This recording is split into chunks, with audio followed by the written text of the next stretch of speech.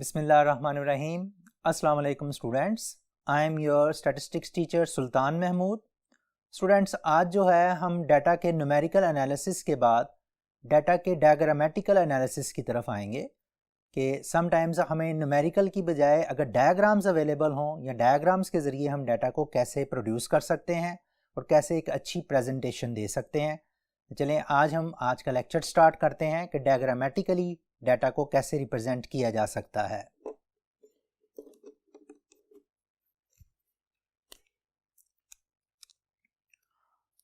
Diagrams जो हैं ये हमारी लाइफ के अंदर एक बहुत अहम रोल प्ले करती हैं।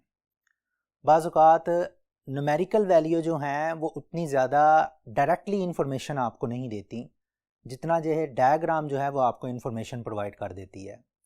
आप रोड्स के अंदर चलते हैं, गाड़ियाँ चलाते हैं, बाइक्स चलाते हैं, तो आप रोड्स में कई साइंस लगे हुए देखते हैं और ट्रैफिक साइंस जो हैं वो आपको बहुत सी इंफॉर्मेशन जो है वो प्रोवाइड कर रहे होते हैं। मसलन यहाँ पर मैंने कुछ जो है ट्रैफिक साइंस लिखे हैं, देखिए ये कुछ ट्रैफिक साइंस हैं। पहले तो आपने ये देखना है कि इन ट्रैफिक साइंस का मतलब क्या है। मसलन अगर ये वाला ट्रैफिक साइन मैं आपसे पूछूं कि what is the meaning of this traffic sign, तो एक मिनट के लिए अगर आप सोचेंगे तो आपको आइडिया हो जाएगा कि ये ट्रैफिक साइन आपने अक्सर रोड्स पे देखा होगा। इस ट्रैफिक साइन का मतलब है कि नो पार्किंग, आपने पार्किंग नहीं करनी। सिर्फ साइन के लिखकर उन्होंने ये चीज़ जो है वो वाजे कर दी है, देयर इज़ नो पार्किंग। दूसरा साइन आप देखेंगे इस पर भी कुछ नहीं लिखा हुआ और ये वाला साइन जो है ये भी आपके पास एक इंफॉर्मेशन आपको प्रोवाइड करता है, एट अ ग्लांस आपको बता देता है कि इसका क्या मतलब है। इस साइन का मतलब जो है वो ये है कि गिव वे, रास्ता दें। नेक्स्ट ये वाला ट्रैफिक साइन जो है ये भी आपको बता रहा है, कोई ना कोई इंफॉर्मेशन दे रहा है, तो इसका मतलब जो है वो है वन वे ट्रैफिक, कि यहाँ पर एक ही रास्ते पे ट्रैफिक चलेगी। And now this traffic sign, you just guess what is this traffic sign. I am having a pause, आपको सोचने का मौका दे रहा हूं जरा कि कौन सा ट्रैफिक साइन है ये। ओके, कुछ लोगों को आपके जहन में आ चुका होगा। अब आप देखें इसका मतलब ये है कि आप जिस रास्ते पे जा रहे हैं उस रास्ते में आगे जो है वो राउंड अबाउट आ रहा है, राउंड अबाउट रास्ता है आगे वो आ रहा है। तो इसका मतलब ये है कि सिर्फ ट्रैफिक साइंस को देख कर जो है हम बहुत सी इंफॉर्मेशन ले सकते हैं, हमें आइडिया हो जाता है कि व्हाट्स गोइंग ऑन और हमें क्या करना चाहिए। सिमिलर फैशन में अगर आपके पास डाटा अवेलेबल हो तो आप उस डाटा को ग्राफिकल फॉर्म में या डायग्रामेटिकल फॉर्म में जब आप पेश कर देते हैं, प्रेजेंट कर देते हैं, तो उससे क्या होता है, एक तो आपकी प्रेजेंटेशन जो है वो बहुत इफेक्टिव हो जाती है, आपकी प्रेजेंटेशन के अंदर खूबसूरती आ जाती है। सिर्फ न्यूमेरिकल नंबर्स को देखकर जो है समटाइम्स नंबर्स जो हैं वो बोरिंग इफेक्ट देते हैं, जबकि डायग्राम जो है वो एक रेलिशिंग इफेक्ट आपको देता है, आपको बता देती है डायग्राम के आपके पास क्या क्या अवेलेबल है, क्या इंफॉर्मेशन अवेलेबल है। For the sake of example देखिए ज़रा, ये मैंने एक डायग्राम आपके सामने रखी है। ये डायग्राम जो है ये एडमिशन्स की है, स्टूडेंट्स की जो कॉलेज में एडमिशन लिए हैं उन्होंने। आप इस डायग्राम से डायरेक्टली बता सकते हैं कि ICS, FSC और ICOM के स्टूडेंट्स की 3 कैटेगरीज थी और तीनों कैटेगरीज में से 30% स्टूडेंट जो हैं जिनका डाटा कलेक्ट किया गया वो उन्होंने ICS में एडमिशन लिया। 45% स्टूडेंट्स का एडमिशन जो है वो FSC में हुआ और इसी तरह से 25% स्टूडेंट्स का एडमिशन जो है वो ICOM में हुआ। So without going through the details आपने सिर्फ डायग्राम को देखकर ही अपना सारा आइडिया जो है इस डायग्राम से डेवलप कर लिया, यानी कि आपने सिर्फ डायग्राम देखी और आपको पता चल गया कि व्हाट्स गोइंग ऑन, कि एडमिशन जो है वो किस रेट के मुताबिक चलने हैं। नाउ इस डायग्राम को आप देखें, यहाँ पर आपके पास जो है किसी कंपनी के अंदर मेल्स और फीमेल्स एम्प्लॉयज हैं। सपोज यहाँ पर 2010 और ये 2011 में एम्प्लॉयज का डाटा है। अब अगर नोट करेंगे तो मैंने यहाँ पर 2 चीज़ें जो हैं वो एक्स्ट्रा इसकी शो की हैं, बल्कि यहीं पर आप डायरेक्टली भी देखें, M जो है वो मेल्स को शो कर रहा है और F जो है वो फीमेल्स को शो कर रहा है। आप अगर दोनों का कंपैरिजन करें तो 2010 के अंदर मेल्स की तादाद जो है वो फीमेल्स की तादाद से ज़्यादा थी। नो डाउट पता चल रहा है साथ में क्योंकि इस डायग्राम से हमें ये शो हो रहा है। इस डायग्राम से हमें ये शो होता है कि 2011 में फीमेल्स की तादाद मज़ीद कम हो गई और मेल्स की तादाद जो है वो ऑलमोस्ट उतनी रही या थोड़ी सी उससे ज़्यादा हो गई।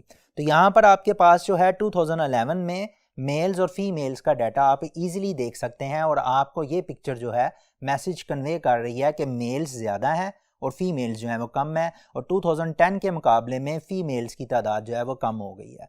ये डाटा जो है, ये वाली वैल्यू, इसके भी लिए हमारे पास इस तरह के भी चार्ट्स आपके पास अवेलेबल होते हैं, इस तरह का भी चार्ट्स अवेलेबल होते हैं, इस तरह की भी डायग्राम मिल जाती है, इस तरह के भी डायग्राम और भी बहुत सी डायग्राम्स हैं। With the passage of time हम वो तमाम डायग्राम जो हैं देखेंगे कि उसके अंदर कैसे जो है वो डायग्राम आपको क्या क्या इन्फॉर्मेशन जो है वो प्रोवाइड करती हैं। आज जो है हम दो डायग्राम्स को डिस्कस करेंगे। एक डायग्राम जो है वो है आपके पास सिंपल बार डायग्राम और दूसरी डायग्राम है वो है मल्टीपल बार डायग्राम। ये जो डायग्राम आपको शो हो रही है ये सिंपल बार डायग्राम को शो कर रहा है। सिंपल बार डायग्राम आप यूँ समझ लें कि ये बार्स की शक्ल होती है जिसे आप रेक्टेंगल्स बोलते हैं। रेक्टेंगल्स की शक्ल में ये डायग्राम होती है और इसमें आपके पास जो कैटेगरीज हैं उन कैटेगरीज को सिंगल कैटेगरी ही होती है, सिंगल कैटेगरी डिस्कस हो रही होती है और सिंगल कैटेगरी जो है वो अलग-अलग से बार्स की शक्ल में आपके सामने आ जाती है। ये बार जो है वर्टिकल बार्स हैं और यहाँ पर इन बार्स के दरमियान डिस्टेंस भी इक्वल होता है और इनकी विड्थ भी इक्वल होती है। तो ये इक्वल विड्थ के बार्स होते हैं। इन बार्स को शो करने के लिए हम इस तरह से नीचे कैटेगरी लिख लेते हैं और ऊपर जो है कैटेगरी की परसेंटेज या तादाद या वट जो भी अवेलेबल हो उस कैटेगरी के अगेंस्ट हम वो लिख लेते हैं सिंपल बार डायग्राम में।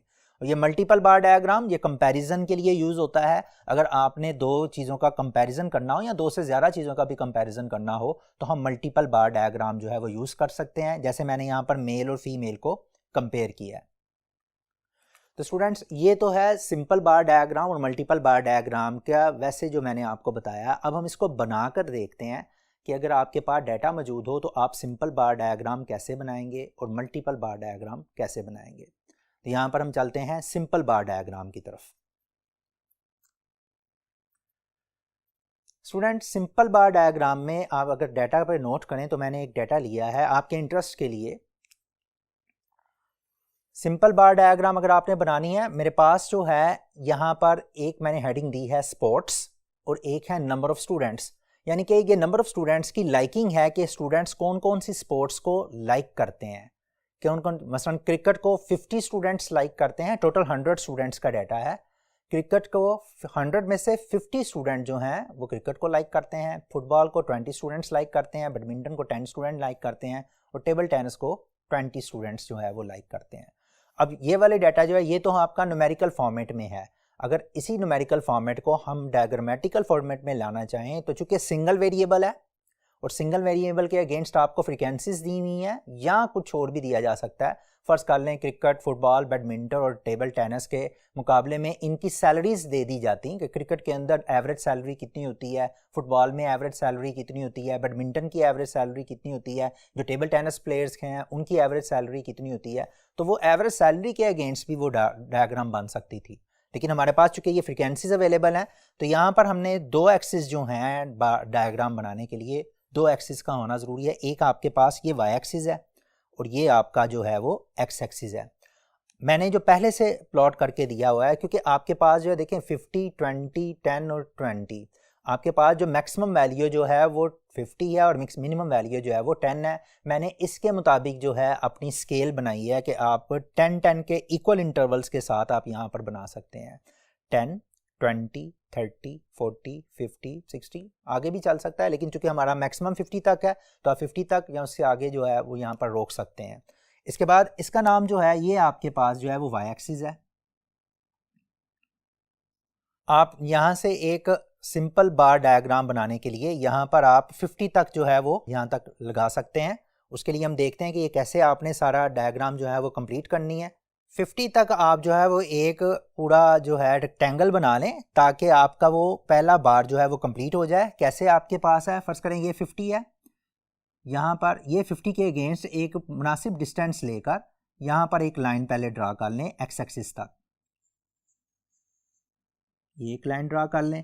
और इसी तरह से दूसरा एक इस बार को कंप्लीट करने के लिए पहले इस बार की विड्थ डिसाइड कर लें। ये मैंने विड्थ डिसाइड कर ली और इसके बाद जो है वो मैंने यहाँ पर इसके अगेंस्ट इसको भी बिल्कुल वर्टिकली जो है वो आप डिसाइड कर लें, ये वर्टिकली।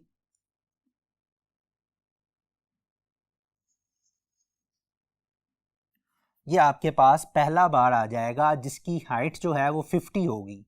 अब दूसरा बार निकालने के लिए आप जो है वो इसके दरमियान एक मुनासिब डिस्टेंस रखकर अगला बार फाइंड आउट कर लगा सकते हैं। वो 20 का है, मसलन यहाँ पर जो है वो मैं 20 जो है वो आपका इधर आ रहा है, यहाँ पर जो है वो मैं 20 के अगेंस्ट एक बार लिख रहा हूँ। बार बना लें आप 20 के अगेंस्ट, बिल्कुल पहले बार की तरह, और इधर से भी उतना ही डिस्टेंस जितनी बार का आपने ये डिस्टेंस लिया है, ऑलमोस्ट उतना डिस्टेंस लेकर दूसरा बार बना लें और इसको भी जो है वो आप एक कंप्लीट बार की शक्ल में शो कर दें। अब तीसरा जो है वो आपके पास 10 है, 10 को भी इसी तरह से आप लिख सकते हैं। अब 10 जो है वो यहाँ पर आ रहा है इस तरह से, ये 10 के अगेंस्ट आप देखेंगे तो 10 के अगेंस्ट यहाँ पर एक बार बना लेंगे उतने ही डिस्टेंस पे जितने डिस्टेंस पे आपने पहला बनाया है और उतनी ही विड्थ का।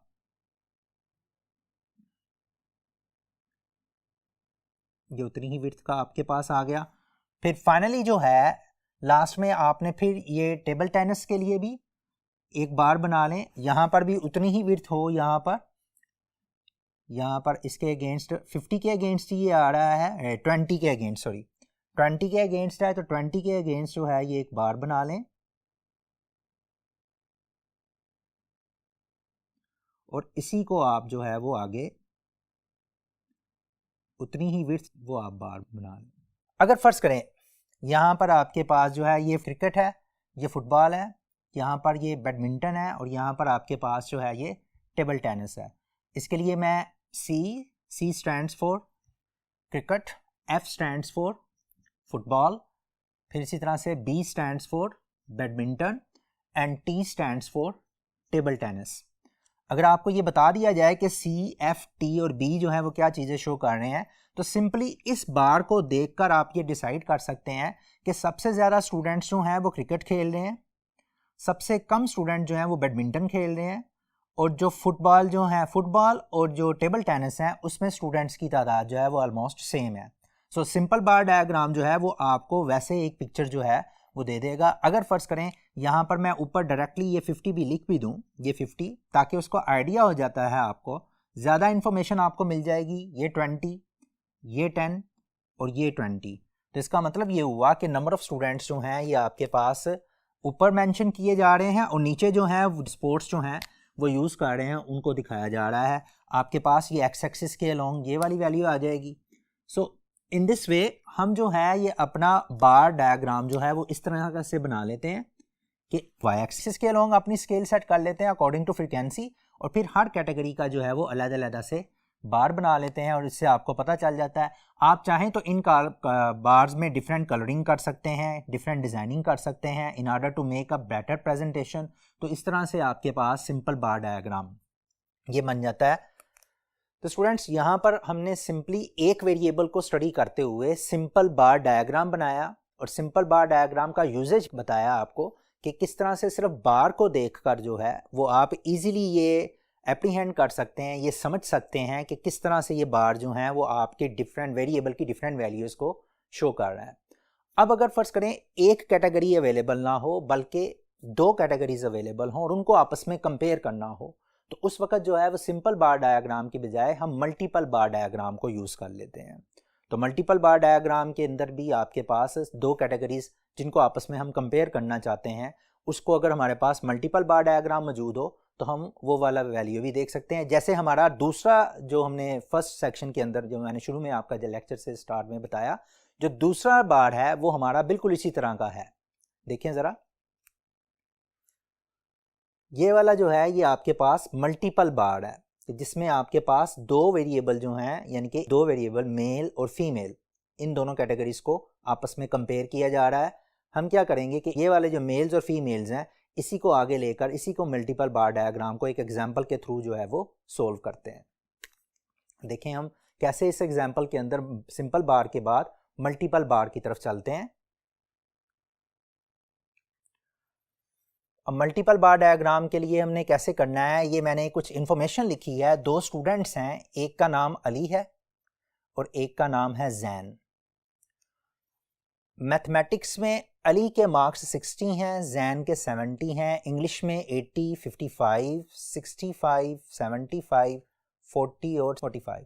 ये न्यूमेरिकल नंबर्स आपको नज़र आ रहे हैं। मैं ये चाहता हूँ कि इन नंबर्स की बजाय आप डायग्राम की शक्ल में अगर इन नंबर्स को शो करना हो तो हम मल्टीपल बार डायग्राम के ज़रिए शो कर सकते हैं, क्योंकि हम अली और जैन के रिजल्ट्स को आपस में कंपेयर करना चाहते हैं। सो स्टूडेंट, जब भी हमने कोई कंपैरिजन करना हो दो चीज़ों का, दो वेरिएबल का या तीन वेरिएबल्स का, तो उस वक्त हमारा मल्टीपल बार डायग्राम जो है वो एक इंपॉर्टेंट रोल प्ले करता है। मल्टीपल बार डायग्राम के ज़रिए हम कंपैरिजन को ईजिली असेस कर सकते हैं। देखते हैं मल्टीपल बार डायग्राम जो है वो आपने कैसे बनाना है। बिल्कुल बार डायग्राम ही की तरह से इसका स्टार्ट होगा और इसमें थोड़ी सी एक्सटेंशन करके हम दो दो बार्स इकट्ठे जो हैं वो ऐड करते जाएंगे। अब ये देखें हमने करना कैसे है इसे। आपके पास ये मैथ्स के मार्क्स हैं अली के और जैन के। इन दोनों के मार्क्स जो हैं वो आप इसको इस तरह से लिख सकते हैं। फ़र्ज़ करें पहला अली है आपके पास, अली के मार्क्स जो हैं वो 60 हैं और जैन के मार्क्स 70 हैं। मैं यहाँ पर अली के मार्क्स जो हैं उसके 60 के लिए एक बार ड्रा कर रहा हूँ। फ़र्ज़ कर लें कि ये वाला बार जो है ये 60 है और 60 के मैंने ये एक बार जो है वो अली के लिए ड्रा कर ली है।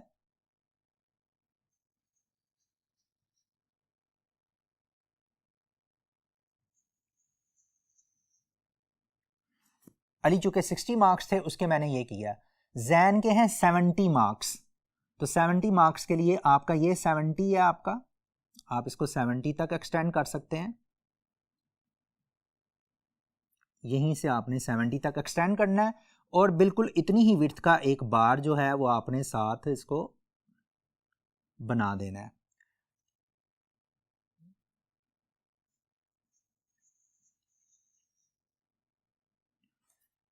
ये आपके पास आ जाएगा कि आपके पास ये अली और ये जैन, ये हमारे मैथ्स के मार्क्स जो हैं ये आपस में कंपेयर हो जाएंगे। फिर इसके बाद हम आते हैं इंग्लिश के मार्क्स की तरफ। तो इंग्लिश में अली के 80 मार्क्स हैं, Ali is performing well in English. Ali के 80 मार्क्स हैं, तो यहाँ पर आप एक 80 मार्क्स के अगेंस्ट एक बार बना लें।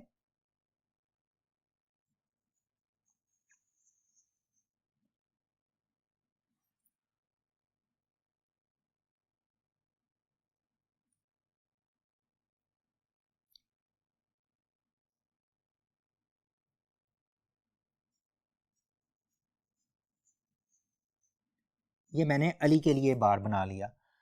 और इंग्लिश में जैन के 55 हैं। और 55 का मतलब ये है कि आपने इसके साथ जो है दूसरा बार जब अटैच करना है तो 55 का मतलब है 50 और 60 तो आपके पास है, ये गैप पूरा है 50 और 60 के दरमियान आएगा ना 55। आप यहाँ पर मिडल करके इसको हाईलाइट कर सकते हैं, ये 55 आ जाएगा। और 55 के अगेंस्ट आपने ये इसके अगेंस्ट जैन के आपने इंग्लिश के मार्क्स को जो है वो कंपेयर करना है।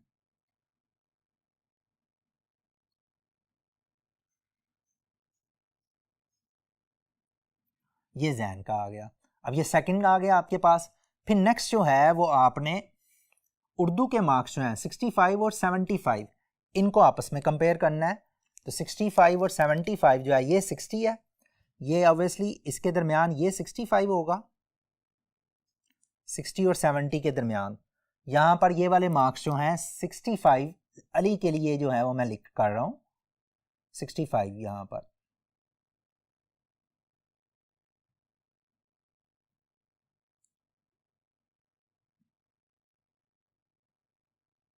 ले जी,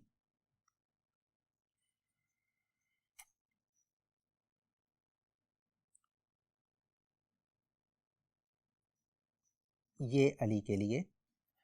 और जैन का 75 है, 70 और 80 के दरमियान आ रहा है जैन। ले जी, ये 75 यहाँ पर मैंने किया, आप 75 तक इसे एक्सटेंड कर लें इसी को।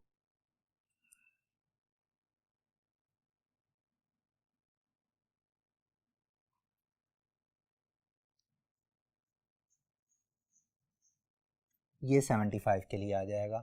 और फिर लास्ट में पार्क स्टडी में चूंकि आउट ऑफ 50 मार्क्स हैं तो 40 इसके हैं और 45 इसके हैं।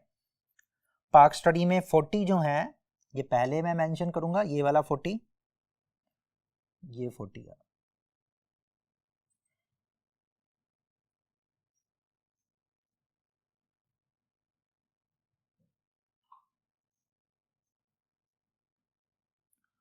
और 45 जो हैं ये जैन के हैं।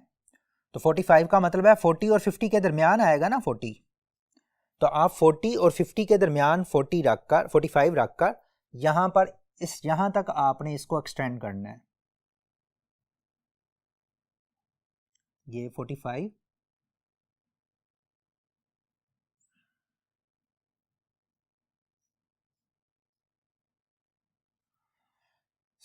स्टूडेंट्स अब आपके पास जो है समवट अभी जो है वो डाटा जो है थोड़ा सा आपको क्लियर नज़र नहीं आ रहा, लेकिन जब मैं इसको डिफरेंट कलरिंग और डिफरेंट डिज़ाइनिंग दूंगा तो everything will be clear.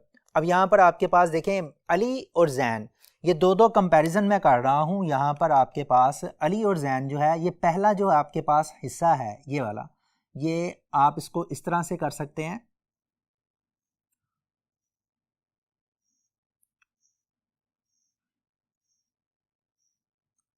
Oblique lines लगाकर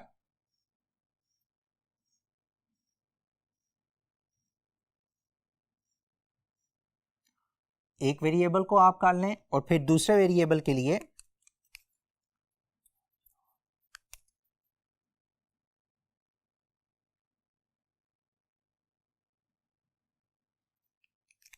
दूसरा वेरिएबल जो है वो यहाँ पर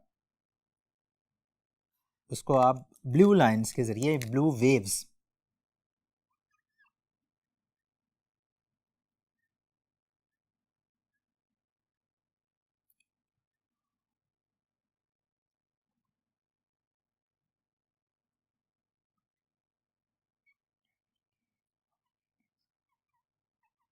ये मैंने दूसरा वेरिएबल जो है वो इंट्रोड्यूस करवा दिया। इसी तरह से इसके लिए आपके पास अली के जो मार्क्स हैं वो जो डिज़ाइन आपने यहाँ पर सिलेक्ट किया वही डिज़ाइन आप यहाँ पर सिलेक्ट कर सकते हैं। तो करना भी वही है ताकि ये आपस में कंफ्यूजन ना हो जाए कि कौन सी जो है डिज़ाइनिंग किस बच्चे के मार्क्स को शो कर रही है।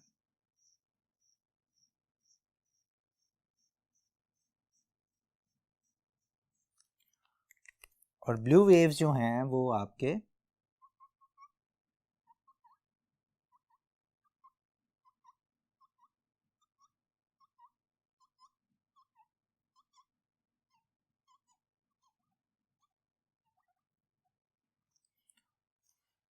सिमिलर फैशन में आप नेक्स्ट डिज़ाइनिंग कर सकते हैं।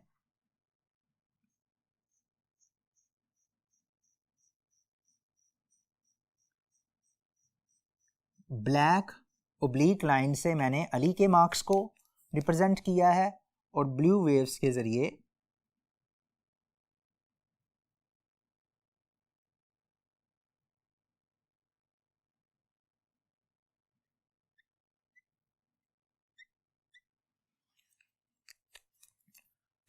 जैन को रिप्रेजेंट कर रहा हूँ। ये अली और ये जो है जैन।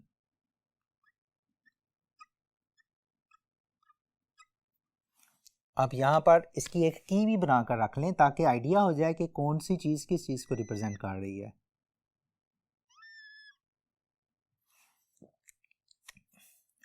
तो स्टूडेंट्स ये चीज़ जो है आपकी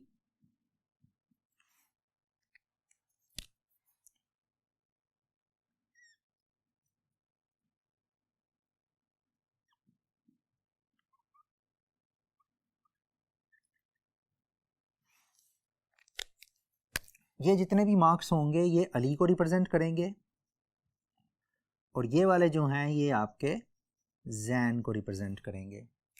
अब आपके पास देखें डिफरेंट सब्जेक्ट्स जो चल रहे हैं, मैथ्स का सब्जेक्ट है तो नीचे ये मैथ्स लिख रहा हूं,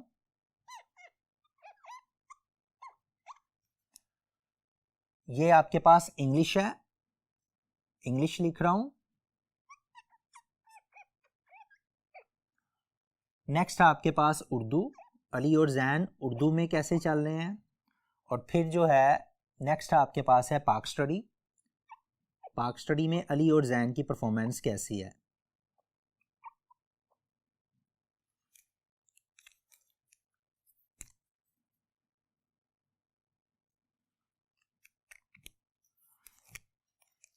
स्टूडेंट्स आपके पास ये डाटा जब प्रिपेयर हो जाता है, चार्ट प्रिपेयर हो गया, आपको ये पता चल गया कि ये वाली जो लाइनें हैं, ब्लैक जो है वो अली को रिप्रेजेंट कर रहा है और ये जैन इसको रिप्रेजेंट कर रहा है।